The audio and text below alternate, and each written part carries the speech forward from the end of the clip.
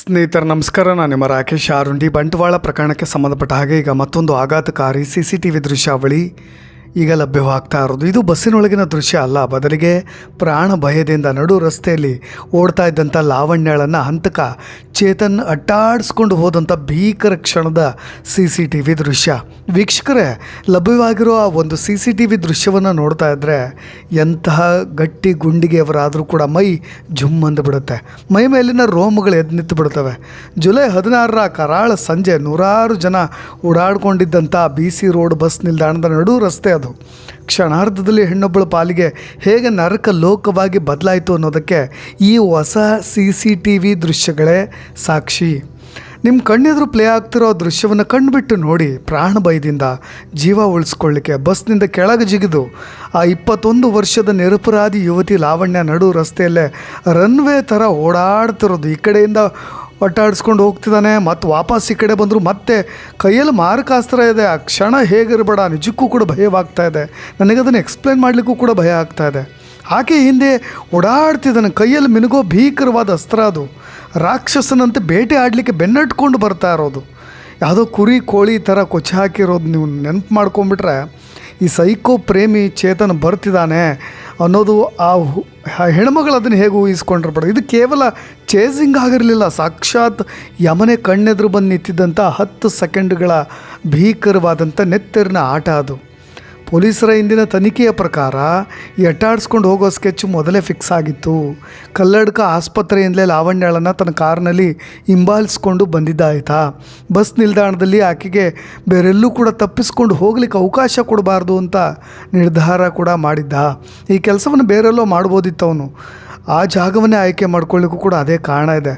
ಬಸ್ಸಿನ ಒಳಗೆ ಆಕೆ ಸಿಗದಿದ್ದಾಗ ಆಕೆ ಕೆಳಗಿಳಿದು ಓಡ್ತಾಳೆ ಅಂತ ಮೊದಲೇ ಊಹಿಸಿಬಿಟ್ಟಿದ್ದ ಅವನು. ಅದಕ್ಕೋಸ್ಕರವಾಗಿಯೇ ಬ್ಯಾಗ್ನಲ್ಲಿ ಅಸ್ತ್ರವನ್ನು ಮೊದಲೇ ಸಿದ್ಧವಾಗಿಟ್ಕೊಂಡಿದ್ದ. ಆಕೆ ಬಸ್ನಿಂದ ಜಿಗಿದ ತಕ್ಷಣ ಆ ಹೊಸ CCTV ವ್ಯಾಪ್ತಿಯ ಒಳಗಡೆ ನಿಮಗೆ ಕಾಣಿಸಿಗ್ತಾ ಇರ್ಬೋದು, ಆಕೆಯನ್ನು ಲಾಕ್ ಮಾಡಿ ತನ್ನ ಕ್ರೌರ್ಯವನ್ನು ಮೆರಿತಾನೆ. ಇದೊಂದು ತತ್ಕ್ಷಣದ ಆವೇಶದಲ್ಲಿ ನಡೆದಂಥ ಕೃತ್ಯ ಅಲ್ಲ. ಲಾವಣ್ಯ ಕೆಲಸ ಮಾಡ್ತಾಯಿದ್ದಂಥ ಕಲ್ಲಡ್ಕ ಖಾಸಗಿ ನರ್ಸಿಂಗ್ ಹೋಮ್ ಸುತ್ತಮುತ್ತ ಕಳೆದ 15 ದಿನಗಳಿಂದ ತನ್ನದೇ ಕಾರ್ನಲ್ಲಿ ಆತ ನಿರಂತರವಾಗಿ ಸುತ್ತಾಡ್ತಾ ಇದ್ದ. ಹಾಗೆ ಪ್ರತಿದಿನ ಯಾವ ಸಮಯಕ್ಕೆ ಹೊರಡ್ತಾಳೆ, ಯಾವ ಬಸ್ ಹತ್ತುತ್ತಾಳೆ, ಮತ್ತು BC ರೋಡ್ ಬಸ್ ನಿಲ್ದಾಣಕ್ಕೆ ಎಷ್ಟು ಗಂಟೆ ತಲುಪ್ತಾಳೆ ಎಂಬ ಇಂಚಿಂಚು ಟೈಮ್ ಲೈನನ್ನು ಮಾರ್ಕ್ ಮಾಡಿ ಇಟ್ಕೊಂಡು ಪ್ಲ್ಯಾನ್ ಮಾಡಿಯೇ ಮುಗಿಸಿರೋದು. ಆಕೆಯ ಪಕ್ಕದ ಸೀಟ್ನಲ್ಲೇ ಕುಳಿತುಕೊಂಡು ಮದುವೆ ಪ್ರಸ್ತಾಪವನ್ನು ಒಪ್ಕೋ, ನನ್ನ ಜೊತೆ ಬಾ ಅಂತ ಕೊನೆಯ ಬಾರಿ ಒತ್ತಾಯಿಸ್ಬಿಟ್ಟಿದ್ದ. ಆದರೆ ಲಾವಣ್ಯ ತಕ್ಷಣವೇ ಆತನನ್ನು ತರಾಟೆಗೆ ತೆಗೆದುಕೊಂಡು ಬಸ್ನಿಂದ ಕೆಳಗೆ ಇಳಿಲಿಕ್ಕೆ ಮುಂದಾದಾಗ ಆತನ ಸೈಕೋತನ ತನ್ನ ನೆತ್ತಿಗೆ ಏರಿಬಿಟ್ಟಿದೆ. ಸ್ನೇಹಿತರೆ, ವಾಮಂಜೂರು ಪಚ್ಚನಾಡಿ ಕಡೆಗೆ ಪರಾರಿಯಾಗಿದ್ದಂಥ ಚೇತನನ್ನು ಪೊಲೀಸ್ನವರು ಸುತ್ತುವರೆದಾಗ ಆತ ಹೆದರ್ಕೊಂಡು ಹೋಗಿಬಿಟ್ಟಿದ್ದಾನೆ. ಯಾಕಪ್ಪ ಇಲ್ಲಿಗೆ ಹಾಕ್ತಕ್ಕಂಥ ಒಂದು ಬಾಟಲಿಯನ್ನು ನೀನು ಸೇವನೆ ಮಾಡಿದೆ ಅಂತ ಪೊಲೀಸ್ನವರು ತನಿಖೆ ವೇಳೆ ಪ್ರಶ್ನೆ ಮಾಡಿದ್ರೆ ಆತ ಕೊಟ್ಟಂಥ ಉತ್ತರ, ಪೊಲೀಸ್ನವರು ನನ್ನನ್ನು ಮುಗಿಸಿಬಿಡಬಹುದು, ಯಾಕೆಂದರೆ ಇತ್ತೀಚೆಗೆ ಆರೋಪಿಗಳ ಮೇಲೆ ಗೋಲಿ ಇಳಿಸೋ ಅನೇಕ ನ್ಯೂಸ್ಗಳನ್ನು ನೋಡಿದ್ರಿಂದ ಆ ಭೀತಿಯಿಂದ ಪಾರಾಗಲಿಕ್ಕೆ ಪೊಲೀಸ್ನವರ ದಿಕ್ಕನ್ನು ತಪ್ಪಿಸ್ಲಿಕ್ಕೆ ತಕ್ಷಣವೇ ಕಾರ್ನಲ್ಲಿ ಮೊದಲೇ ಇಟ್ಕೊಂಡಿದ್ನಲ್ವಾ, ಆ ಒಂದು ಔಷಧಿಯ ಸೇವನೆಗೆ ನಾನು ಮುಂದಾಗಿಬಿಟ್ಟೆ ಅಂತ.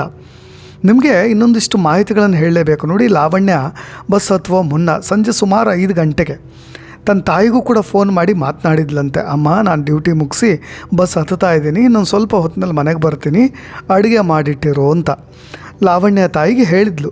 ಆಕೆ ಫೋನ್ ಕಟ್ ಮಾಡಿದಂಥ ಕೆಲವೇ ಅರ್ಧ ಗಂಟೆಯಲ್ಲಿ BC ರೋಡ್ನಲ್ಲಿ ನಡೆದಂಥ ಘೋರ ಘಟನೆ ಇದು. ಮಗಳು ಲಾವಣ್ಯ ಈ ವಿಷಯವನ್ನು ಕುಟುಂಬದವ್ರ ಮುಂದೆ ಎಲ್ಲೂ ಕೂಡ ಹಂಚ್ಕೊಂಡಿರಲಿಲ್ಲ.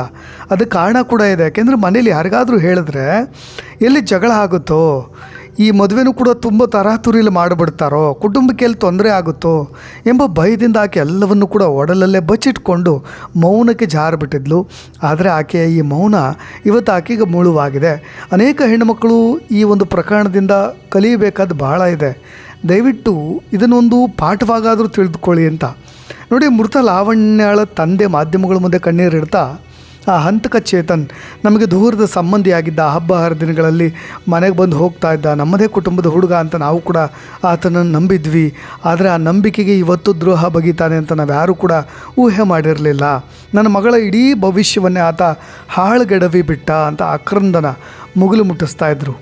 ಇನ್ನು ಲಾವಣ್ಯಾಳ ದೊಡ್ಡಪ್ಪ ಮತ್ತು ಸೋದರ ಮಾವಂದರು ಕೂಡ ಅನೇಕ ಎಕ್ಸ್ಕ್ಲೂಸಿವ್ ಹೇಳಿಕೆ ಪ್ರಕಾರ ಲಾವಣ್ಯಗೆ ಬೇರೆ ಕಡೆಯಿಂದ ಅತ್ಯಂತ ಡೀಸೆಂಟ್ ಆದಂಥ ಮದುವೆ ಪ್ರಸ್ತಾಪ ಕೂಡ ಬಂದಿತ್ತಂತೆ.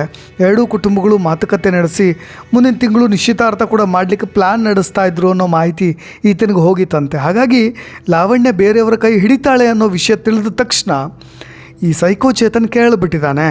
ಆಕೆ ನಿಶ್ಚಿತಾರ್ಥ ಮಂಟಪ ಹೇರೋ ಮುನ್ನವೇ ಆಕೆ ಕಥೆಯನ್ನು ಮುಗಿಸಬೇಕು ಅಂತ ನಿರ್ಧಾರವನ್ನು ಮಾಡಿಬಿಟ್ಟಿದ್ದಾನೆ. ನಿಮಗೆ ಲಾವಣ್ಯಾಳ ಸಹೋದರ ಅಂದರೆ ದೊಡ್ಡಪ್ಪನ ಮಗ ನಿತಿನ್ ಮಾಧ್ಯಮಗಳ ಮುಂದೆ ಮಾತನಾಡ್ತಾ, ನನ್ನ ತಂಗಿ ತುಂಬ ಮುಗ್ದು ಹುಡುಗಿ, ಚೇತನ್ ಹಾಗೆ ಕಳೆದ ಕೆಲ ದಿನಗಳಿಂದ ಇಷ್ಟೊಂದು ಸತಾಯಿಸ್ತಾ ಇದ್ದ, ಕಾರ್ನಲ್ಲಿ ಫಾಲೋ ಮಾಡ್ತಾ ಇದ್ದ, ಆ ವಿಷಯ ಆಕೆ ಮನೇಲಿ ಯಾರಿಗೂ ಕೂಡ ಹೇಳಿರಲಿಲ್ಲ, ನಮಗೆ ಆತ ಕಿರುಕುಳ ನೀಡ್ತಾ ಇದ್ದ ಅನ್ನೋ ಒಂದೇ ಒಂದು ಸಣ್ಣ ಸುಳಿವು ಕೊಟ್ಟಿದ್ರು ಕೂಡ ನಾವೇನು ಸುಮ್ಮನೆ ಇರ್ತಾ ಇರಲಿಲ್ಲ ಅಂತ. ಇವತ್ತು ನಮ್ಮ ತಂಗಿ ನಮ್ಮ ಜೊತೆ ಇರ್ತಾ ಇದ್ಲು ಅಂತ ಕಣ್ಣೀರು ಹಾಕ್ತಾ ಅವರು ಕೂಡ ಹೇಳ್ತಾರೆ. ಇನ್ನು ಲಾವಣ್ಯ ಜೊತೆ ಆಸ್ಪತ್ರೆಗೆ ಕೆಲಸ ಮಾಡ್ತಾಯಿದ್ದಂಥ ಆಕೆ ಆಪ್ತ ಗೆಳೆಯರು ಕೂಡ ಒಂದಿಷ್ಟು ಸ್ನೇಹಿತರ ಜೊತೆ ಹಂಚ್ಕೊಳ್ತಾ ಇದ್ರು ಮಾಹಿತಿಗಳನ್ನು. ಕೆಲಸ ಮಾಡಬೇಕಾದ್ರೂ ಕೂಡ ಪದೇ ಪದೇ ಕಿಟಕಿ ಹೊರಗೆ ನೋಡ್ತಾ ಇದ್ಲು, ತುಂಬ ಕನ್ಫ್ಯೂಷನ್ಸಲ್ಲಿದ್ಲು. ಆಕೆ ಮುಖದಲ್ಲಿ ಒಂದು ವಾರದಿಂದ ಭಯ ಕಾಡ್ತಾ ಇತ್ತು.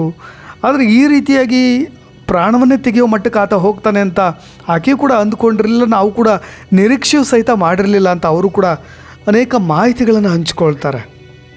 ನೋಡಿ, ಲಾವಣ್ಯ ಕಾಲೇಜು ದಿನಗಳ ಗೆಳೆಯರು ಕೊಟ್ಟಿರ್ತಕ್ಕಂಥ ಮಾಹಿತಿ ಪ್ರಕಾರ ಚೇತನ್ 4 ವರ್ಷಗಳಿಂದ ಅಂದರೆ ಆಕೆಗೆ ಸೋಷಿಯಲ್ ಮೀಡಿಯಾದಲ್ಲೂ ಕೂಡ ವಿಪರೀತ ಕಿರುಕುಳವನ್ನು ಕೊಡ್ತಾ ಇದ್ದಂತೆ.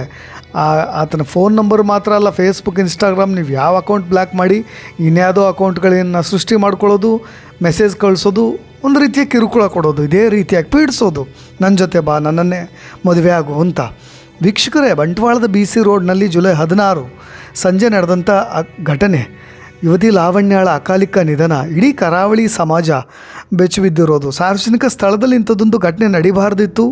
ಆದರೆ ಇಡೀ ಸಮಾಜದ ಕಾನೂನು ಸುವ್ಯವಸ್ಥೆ ಮತ್ತು ಮಹಿಳೆಯರ ಸುರಕ್ಷತೆ ಬಗ್ಗೆ ತೀವ್ರವಾಗಿ ಯೋಚನೆ ಮಾಡುವಂತೆ ಮಾಡಿಬಿಟ್ಟಿದೆ. ಪ್ರೀತಿ ಜಗತ್ತಿನಲ್ಲಿ ಜೀವ ಕೊಡೋದಕ್ಕೆ ಸಿದ್ಧವಿರತಕ್ಕಂಥ ಅತ್ಯಂತ ಪವಿತ್ರವಾದ ಭಾವನೆ. ಪ್ರೀತಿ ಜೀವ ತೆಗೆಯೋದಕ್ಕಲ್ಲ. ನೋಡಿ, ಇವತ್ತಿನ ದಿನಗಳಲ್ಲಿ ಪ್ರೀತಿ ಅನ್ನೋ ಪದದ ಅರ್ಥ ಸೈಕೋತನವಾಗಿ, ಆಟವಾಗಿ, ಇನ್ನೊಬ್ಬರ ಜೀವನ ತೆಗಿತಕ್ಕಂಥ ಕ್ರೌರ್ಯವಾಗಿ ಬದಲಾಗ್ತಾ ಇರೋದು ನಿಜಕ್ಕೂ ದುರಂತ. ಇವತ್ತಿನ ಯುವ ಪೀಳಿಗೆಗೆ ಒಂದು ಸ್ಪಷ್ಟವಾಗಿ ಅರ್ಥ ಮಾಡಿಸ್ಬೇಕಿದೆ. ಪ್ರೀತಿ ಅಂದರೆ ಒಡೆತನ ಸಾಧಿಸೋದಲ್ಲ, ಪ್ರೀತಿ ಅಂದರೆ ಬಲವಂತವಾಗಿ ಕಿತ್ಕೊಳ್ಳೋದಲ್ಲ. ಇಷ್ಟ ಇಲ್ಲ ಅಂತ ಹೇಳಿ ಹೆಣ್ಣುಮಗಳು ನಿರಾಕರಣೆ ಮಾಡಿದಾಗ ಆ ನಿರ್ಧಾರದಿಂದ ಗೌರವವಾಗಿ ಹಿಂದೆ ಸರಿಯೋದೇ ನಿಜವಾದಂಥ ಸಂಸ್ಕಾರ. ನನ್ನ ಪ್ರೀತಿಯನ್ನು ಒಪ್ಕೊಳ್ಳಿಲ್ಲ ಅನ್ನೋ ಕಾರಣಕ್ಕೆ ನೀನು ನನಗೆ ಸಿಗದೇ ಇದ್ರೆ ಇನ್ಯಾರಿಗೂ ಸಿಗಬಾರ್ದು, ಇನ್ಯಾರನ್ನೂ ಮದುವೆ ಆಗಬಾರ್ದು. ನಾವು ಎತ್ತಲೋ ಸಾಕ್ತಾಯಿದ್ದೀವಿ. ನಾನು ಪ್ರತಿ ವಿಡಿಯೋದಲ್ಲಿ ಅದೇ ಬುದ್ಧಿ ಮಾತನ್ನು ಹೇಳಬೇಕು ಅಂತ ಅನಿಸುತ್ತೆ. ವಿಜ್ಞಾನ, ತಂತ್ರಜ್ಞಾನ, ಚಂದ್ರ, ಮಂಗಳ, ಜಗತ್ತು ಈ ರೀತಿಯಾಗಿ ಸಾಕ್ತಾಯಿದೆ. ನಾವು ಇನ್ನೊಂದು ಗ್ರಹಕ್ಕೆ ಕಾಲಿಡ್ತಾ ಇದ್ದೀವಿ. ಆದರೆ ಯುವ ಪೀಳಿಗೆಯ ಮಾನಸಿಕತೆ ಮಾತ್ರ ಕಲ್ಲು ಯುಗಕ್ಕಿಂತಲೂ ಕೂಡ ಭೀಕರವಾಗ್ತಾ ಇದೆ. ಪ್ರೀತಿ ಅಂದರೆ ಇವತ್ತಿನ ಹುಡುಗರಿಗೆ ಕೇವಲ ಒಂದು ವಸ್ತು ಅನ್ನಿಸ್ಬಿಡುತ್ತೆ. ಆ ವಸ್ತು ತನಗೆ ಸಿಗದೇ ಇದ್ದರೆ ಅದನ್ನು ಹೊಡೆದು ಹಾಕಬೇಕು, ಚೂರು ಚೂರು ಮಾಡಬೇಕು ಅನ್ನೋ ವಿಕೃತ ಹಠ. ಇಷ್ಟ ಇಲ್ಲ ಅನ್ನೋ ಒಂದು ಸಣ್ಣ ನಿರಾಕರಣೆಯನ್ನು ತಡೆದುಕೊಳ್ಳೋ ಶಕ್ತಿ ಇವತ್ತಿನ ಗಂಡು ಮಕ್ಕಳಿಗೆ ಇಲ್ಲವಾಗ. ನಾವು ಅನೇಕ ಹೆಣ್ಣುಮಕ್ಕಳಿಗೆ ಬೇಗ ಮನೆಗೆ ಬಾ, ಯಾರನ್ನೂ ನಂಬೇಡ, 1000 ರೂಲ್ಸ್ಗಳನ್ನು ಹೇರ್ತೀವಿ. ಆದರೆ ಎತ್ತ ಪೋಷಕರಿಗೆ ನಮ್ಮ ಗಂಡು ಮಕ್ಕಳಿಗೆ ಇನ್ನೊಬ್ಬರ ನಿರ್ಧಾರವನ್ನು ಗೌರವಿಸು, ಪ್ರೀತಿ ಅಂದರೆ ಬಲವಂತ ಅಲ್ಲ ಅನ್ನೋ ಪ್ರಾಥಮಿಕ ಪಾಠವನ್ನು ಕೂಡ ಇನ್ನು ಮುಂದೆ ಹೇಳಿಕೊಡಬೇಕಾಗಿದೆ. ಅದಕ್ಕೆ ಈ ಘಟನೆಯ ಸಾಕ್ಷಿ ಅಂತ ಹೇಳ್ತಾ, ಈ ಘಟನೆಗೆ ಸಂಬಂಧಪಟ್ಟ ಹಾಗೆ ಇನ್ನೇನಾದರೂ ಅಪ್ಡೇಟ್ಸ್ಗಳಿದ್ದರೆ ಮುಂದಿನ ವೀಡಿಯೋದಲ್ಲಿ ಬರ್ತೀನಿ ಖಂಡಿತವಾಗೂ. ನಿಮ್ಮ ಕಮೆಂಟ್ಸ್ ಕೂಡ ಇಂಪಾರ್ಟೆಂಟ್ ಆಗುತ್ತೆ, ಅದನ್ನು ಕೂಡ ತಿಳಿಸ್ಬೋದು ಅಂತ ಹೇಳ್ತಾ ಧನ್ಯವಾದ.